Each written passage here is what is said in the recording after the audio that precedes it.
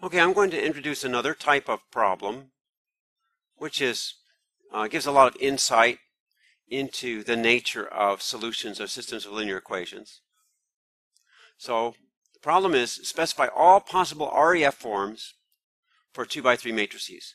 Give the positions of leading ones and the matrix entries that must be 0. Indicate other entries with a star. All right? So what is meant by this? Well, we have a 2x3 matrix, and there are various REF forms.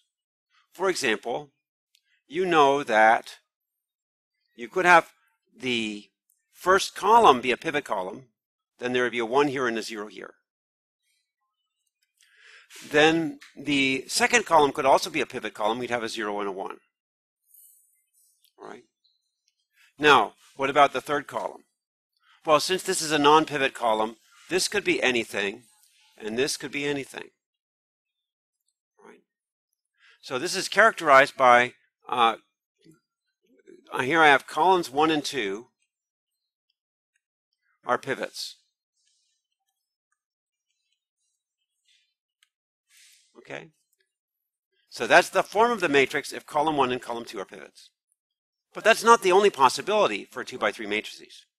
I could have column 1 be a pivot, column 2 not be a pivot, and column 3 be a pivot. In that case, this would be a 1 here. What about this entry? Got to be 0. This has to be a leading 1. What about this entry? Got to be 0. It's in a pivot column. What about this entry? You don't know. Could be anything. Well, so here we have columns 1 and 3 are pivots. All right. Any other possibilities? Well, are there any other possibilities with column 1 as a pivot? The answer is that, in fact, yes, there are. So let's go down and get another one. All right, now I could have column 1 be a pivot. Column 1 could be the only pivot. It's not necessary to have 2 pivots. You could just have 1 pivot. So you could have column 1 be a pivot, and then you just have no other pivot. Column 1 is a pivot. That means this is not a pivot, this is not a pivot. So what does that mean? If this is not a pivot, this has to be a 0, this one has to be a 0. This one can be anything, this one can be anything. All right. Now that really exhausts the possibilities where column 1 is a pivot. But there are other possibilities. We could have column 1 not be a pivot.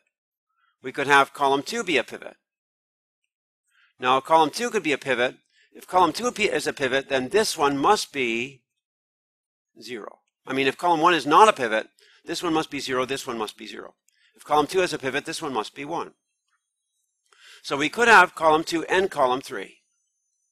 If column 2 and column 3 are pivots, then this must be a 1, and this must be a 0. All right. Now, is that the only possibility with column 2 being a pivot? Well, let's look again.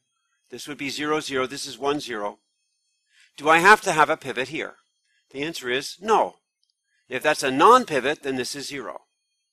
If this is a non-pivot column, then this can be anything. All right. So in this case, only column 2 is a pivot.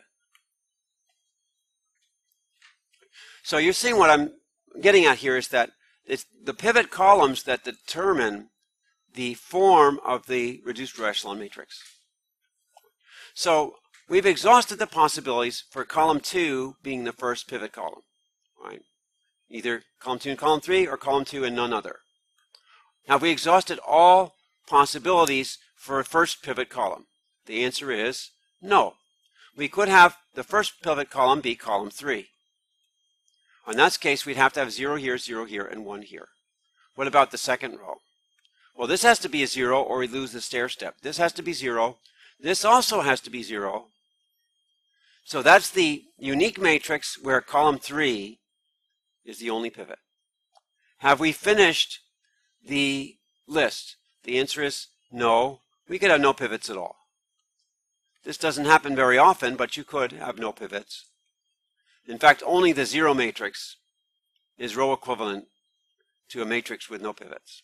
Right? So we had we've got here, let's see, 1, 2, 3, 4, 5. I think there's 7 altogether. 6, 7. All right, so you should be able to do this exercise. If I give you an N and an M, you should be able to find all RREF forms correspond to that matrix size. Okay.